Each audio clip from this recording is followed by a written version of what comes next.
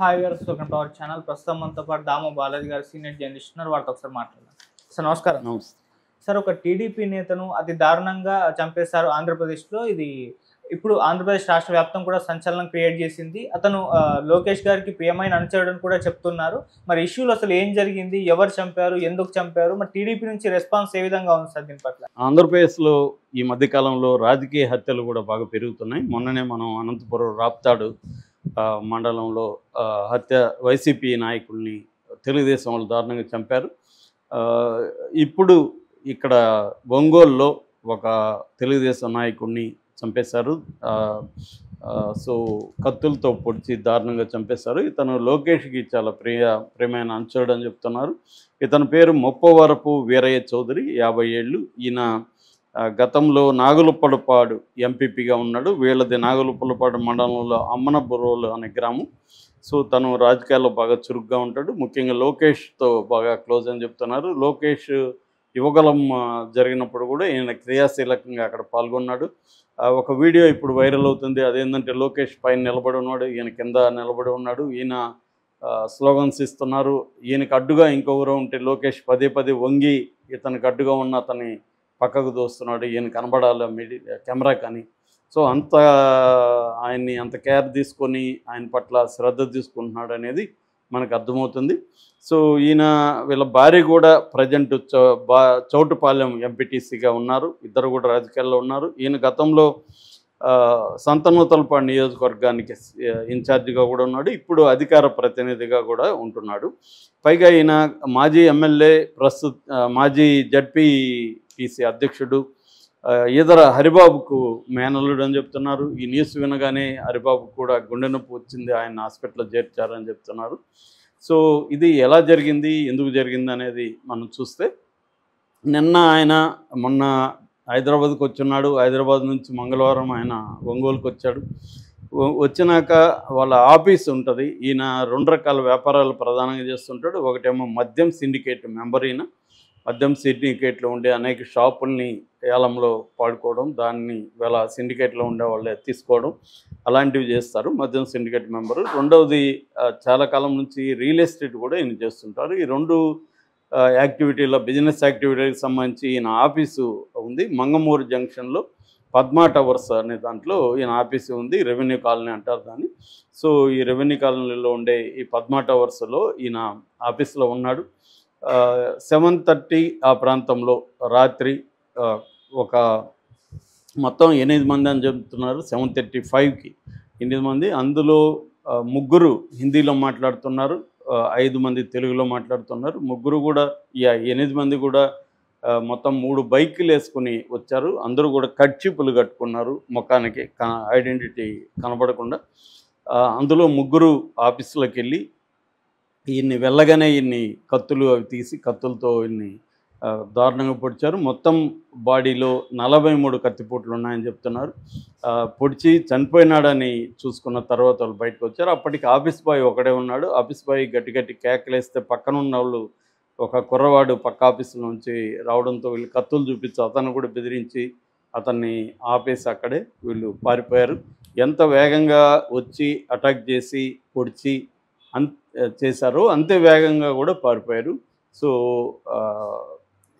దీని తర్వాత పోలీసులకు ఇన్ఫర్మేషన్ వచ్చింది. పోలీసులు వచ్చారు. దీంట్లో ఇది తెలుగుదేశం నాయకుడు కాబట్టి ఇమ్మీడియట్గా లోకేష్ స్పందించాడు, చంద్రబాబు స్పందించాడు, ఢిల్లీ నుంచి అనిత స్పందించింది. అనిత ఎస్పీ దామోదర్కి ఫోన్ చేసి దీన్ని ఇమ్మీడియట్గా సీరియస్గా తీసుకోమని చెప్పింది. దాంతో పోలీసులు రంగంలో దిగారు. స్వయంగా ఎస్పీ దామోదర్ స్పాట్లోకి వచ్చాడు. ఆయన ఆధ్వర్యంలో మొత్తం సిటీని, ఆ టౌన్ని కార్డన్ ఆఫ్ చేశారు. కార్డన్ ఆఫ్ అంటే ప్రతి టౌన్ నుంచి బయటకు వెళ్ళే ప్రతి రోడ్డు, ప్రతి దారిని వాళ్ళు పోలీసులు క్లోజ్ చేసి సెర్చ్ చేసి పంపిస్తున్నారు. అట్లాగే సీసీటీవీల ఫుటేజ్ కలెక్ట్ చేశారు. సాక్షులతో, అక్కడ ఉన్న కొంతమంది చూసిన వాళ్ళతో మాట్లాడుతున్నారు. తర్వాత ఫోరెన్సిక్ టీం వచ్చి మొత్తం కలెక్ట్ చేసుకునేది మెటీరియల్ అక్కడ. సో అట్లాగే వీళ్ళు బీహారీ వాళ్ళు అనే డౌట్ అయితే చాలామందికి ఉంది. వాళ్ళ హిందీ అలాగా ఉందని అక్కడ విన్న వాళ్ళు చెప్తున్నారు.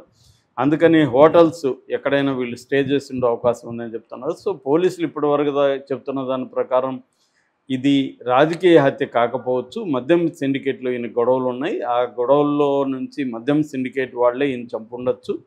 ఇది వైసీపీకి టీడీపీకి మధ్య ఉన్న రాజకీయ కక్షల్లో భాగంగా జరగలేదు ఈ హత్య. ఇది ఈయన వ్యాపారానికి సంబంధించిన ప్రత్యర్థులే చంపుంటారు, అది కూడా సుపారీ ఇచ్చి చంపించారు. వీళ్ళు చంపిన వాళ్ళు ప్రొఫెషనల్స్, వాళ్ళు చాలా ప్లాన్డ్గా రెక్కి చేసినట్టుగా అర్థమవుతుంది. అంటే ఈయన్ని ఎక్కడ అటాక్ చేయాలి, ఈయన ఏ టైంకి ఆఫీస్లో ఉంటాడు, అటాక్ చేసిన తర్వాత ఎస్కేప్ రూట్స్ ఏంటి, ఎట్లా మనం వెళ్ళాలి, బైక్ని దొంగిలించారా లేకపోతే వీళ్ళవేనా బైక్లు అవి కూడా తెలియదు. సో ఈ విషయాలు అన్నీ కూడా తెలియాల్సి ఉంది. ముందుగా హంతకులను పట్టుకుంటే దాని తర్వాత వీళ్ళని ఎవరు నియమించారు, ఎవరు పెట్టుకున్నారు, ఎందుకు హత్య చేశారు, ఇవన్నీ కూడా తర్వాత బయటకు వస్తాయని. సో దీని మీద ఇప్పుడు లోకల్గా ఉన్న వైసీపీ నాయకులు కూడా ఖండిస్తున్నారు. గతంలో కూడా తెలుగుదేశానికి సంబంధించి ఈ ఏరియాలోనే తోట చంద్రయ్య కావచ్చు, గిరినాథ్ చౌదరి ఇలాంటి వాళ్ళని కూడా చంపేశారు. అప్పుడు తోట చంద్రయ్య లాంటి హత్యల్లో వైసీపీ హస్తముందని కూడా చెప్తున్నారు. ప్రధానంగా వైసీపీ వాళ్ళని తెలుగుదేశం వాళ్ళు చంపడం జరుగుతూ ఉంది, తెలుగుదేశం వాళ్ళు వైసీపీ వాళ్ళు కూడా చంపడం జరుగుతుంది. అంటే ఈ గత 5 ఏళ్లలో వైసీపీ దగ్గర బాధలు పడిన వాళ్ళు రిటాలియేట్ చేస్తున్నారు. కొన్ని చోట్ల వైసీపీ వాళ్ళు పారిపోవడం, లేకపోతే సరెండర్ అయిపోవడం, లేకపోతే ఈ పార్టీలో చేరిపోవడం జరుగుతుంది. అలాగే వాళ్ళని రక్షించుకుంటున్నారు. కొన్ని చోట్ల వైసీపీ స్ట్రాంగ్గా ఉన్న చోట్ల వాళ్ళు తిరుగుబాటు చేసి వాళ్ళు రెబల్గా మారి వాళ్ళు వైలెంట్ అయిపోయి తెలుగుదేశం వాళ్ళని చంపుతున్న పరిస్థితి కూడా మనకు కర్నూలులో కూడా చూసాం, నంద్యాలలో. సో ఇలాగా ఇప్పుడు ఈయన్ని చంపిన వాళ్ళు ఎవరు ఏంటి అనేది పట్టుకోవాల్సిన అవసరం అయితే ఉంది. అంటే ఈ 10 నెలల్లో లా అండ్ ఆర్డర్ సిచ్యువేషన్ ఆంధ్రప్రదేశ్లో బాగా దిగజారుతున్నట్టయితే కనపడుతుంది. అంటే ఒకవైపు హత్యలు జరుగుతున్నాయి, స్త్రీల మీద అత్యాచారాలు చాలా దారుణంగా ఉన్నాయి, పిల్లల మీద, స్త్రీల మీద. సో మరోవైపు రాజకీయ కక్షలతో కూడా అక్కడ ఉడికిపోయే అవకాశం కనిపిస్తుంది.